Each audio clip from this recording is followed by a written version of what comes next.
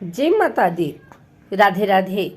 आइए सुनते हैं मासिक दुर्गा अष्टमी की व्रत कथा।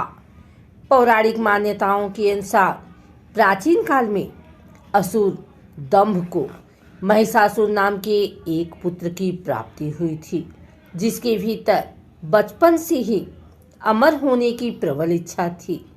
अपनी इच्छा की पूर्ति के लिए उसने अमर होने का वरदान हासिल करने के लिए ब्रह्मा जी की घोर तपस्या आरंभ की। महिषासुर द्वारा की गई इस कठोर तपस्या से ब्रह्मा जी प्रसन्न हुए और उसे मनचाहा वरदान मांगने को कहा। ऐसे में महिषासुर, जो सिर्फ अमर होना चाहता था, उसने ब्रह्मा जी से वरदान मांगते हुए खुद को अमर करने के लिए उन्हें बाध्य कर दिया। परंतु ब्रह्मा जी ने महिषासुर को अमरता का वरदान देने की बात कहते हुए टाल दी कि जन्म के बाद मृत्यु और मृत्यु के बाद जन्म निश्चित है, इसलिए अमरता जैसी किसी बात का कोई अस्तित्व नहीं है। जिसके बाद ब्रह्मा जी की बात सुनकर महिषासुर ने उनसे एक अन्य वरदान मांगने की इच्छा जताई और कहा कि ठीक है स्वामी, यदि मृत्यु होना तय है तो मुझे ऐसा वरदान दे दीजिए कि मेरी मृत्यु किसी स्त्री के हाथ से ही हो। इसके अलावा अन्य कोई दैत्य, मानव या देवता कोई भी मेरा वध न कर पाए। जिसके बाद ब्रह्मा जी ने महिषासुर को दूसरा वरदान दे दिया। ब्रह्मा जी द्वारा वरदान प्राप्त करते ही महिषासुर अहंकार से अंधा हो गया और इसके साथ ही बढ़ गया उसका अन्याय। मौत के भय से मुक्त होकर उसने अपनी सेना के साथ पृथ्वी लोक पर आक्रमण कर दिया।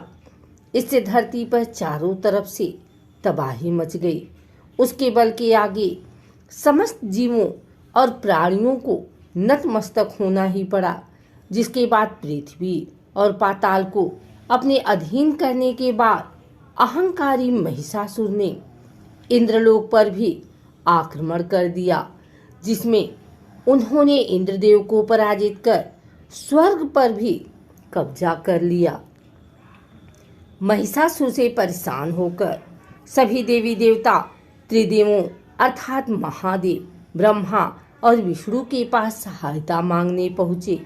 इस पर विष्णु जी ने उसके अंत के लिए देवी शक्ति के निर्माण की सलाह दी।